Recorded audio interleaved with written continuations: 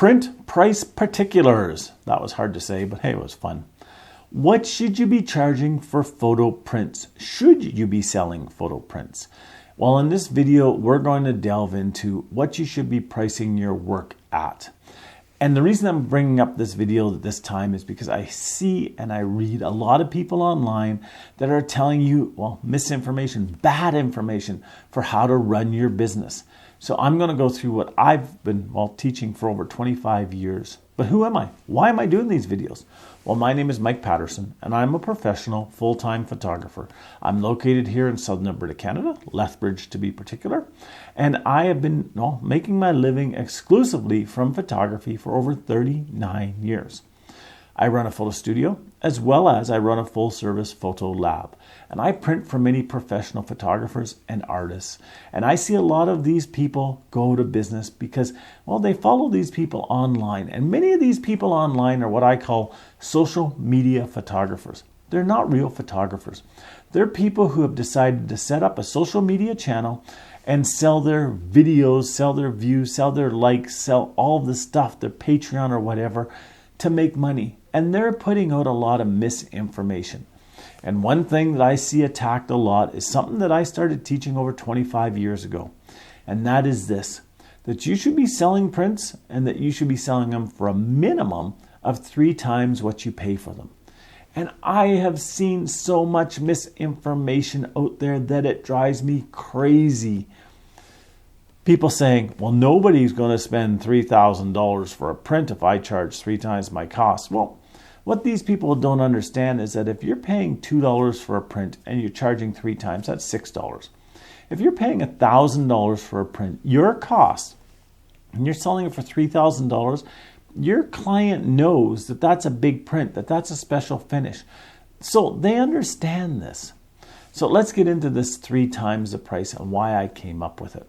First, if you're ordering a print, you need to know an exact cost of your print. This includes the time that it takes you to crop the picture, to edit the picture, and to submit the picture to your lab, whether you do it online or whether you do it in person. All that has to be taken into account. So let's take a print price from my lab. A 5x7 print that I print here, your cost would be $1.99. So $2. $2 for a 5x7 plus GST here in Canada, so $2.10. So a round number. 3 times that is $6.30. That's it, $6.30. That doesn't take into account you editing it. That doesn't take into account the time it takes you to upload it. It doesn't take into account anything. That's just your print cost. Now, if you upload it online and come in and pick it up, you have the gas coming over to do that. If I ship it to you, you have shipping. So you need to know what your print price is. If you're ordering from a lab that's a ways away from you and you're paying for shipping, you have to calculate that. And you can't calculate that with, I can order 500 prints and my shipping is $2. But if you order only 1 print, your shipping's $2. So you have to figure out all of that. You have to know your costs. But let's use that 5x7 print at $1.99 plus GST, $2.10. If you order a 5x7 from me and you come in, you pick it up, you take it home, you go to package it for the client, and then you realize, you ordered the wrong one. If you're only charging exactly what you paid for it, which some people have done, or you're charging just a few cents more, if anything should happen to it, you've now lost money by selling that print to your client because you've had to have it reprinted. If you damage it, if the client says, it's the wrong one, I ordered the wrong one, anything at all. So if you do at least 3 times what your cost is, you're covering your butt so that you're not going to lose money on that print. But again, that's just your print price. So you should be adding in more to that for your time, for your efforts, for your driving, for your gas, for whatever it is to make sure that it's covered. As an example, locally, I have a photographer that I print for. The prints that they get in the 5x7 size cost them $2.10. They go back and at their studio, they sell them for $39.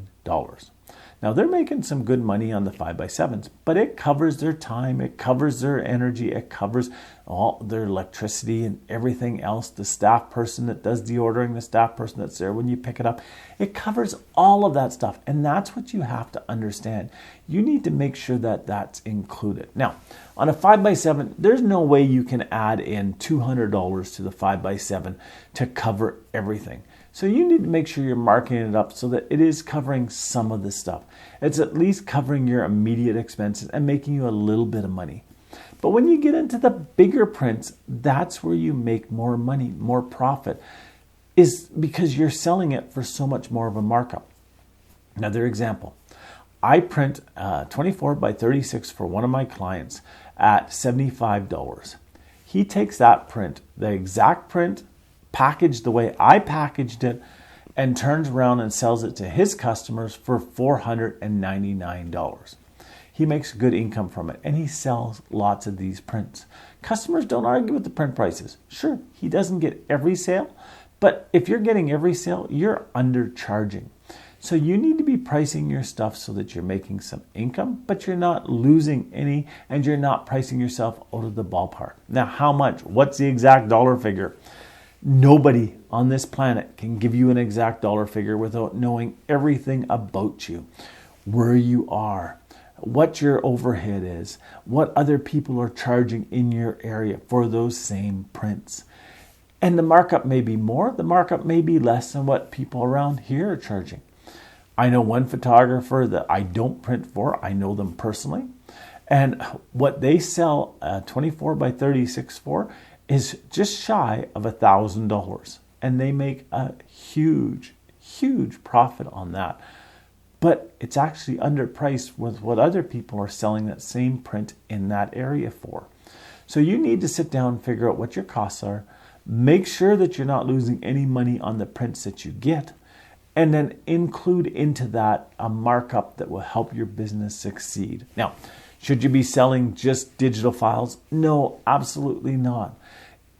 For the nature and wildlife photographer, you should never, ever sell your digital file unless you're selling it to a publisher for, let's say, a magazine cover, or let's say you're selling it to a postcard place that's going to use it on postcards. And you should make sure you're selling that for enough money that you're making a good income. But you should not be giving away. You should not be selling it for $10, $20, or whatever. That's a horrible thing. Likewise, wedding photographers, family photographers, sell prints. Sell your digital files too. Have a good markup on them, but sell prints. People like to buy prints that are already done and ready to go, and they don't have to go and get them ordered. I know I print for a lot of these people, and they're ticked off when they come to me. I would rather have paid my photographer to do all this than me having to do it. Yep. Busy people don't mind paying for the convenience of having the stuff done for them. So figure out your print prices. Make sure you're not losing money on getting the printing done. Make sure you put in a markup to it, and then print according to the other people in your marketplace. So until next time, have a great day. Take some amazing pictures and make sure you're making some income from it. We'll talk to you soon. Bye-bye now.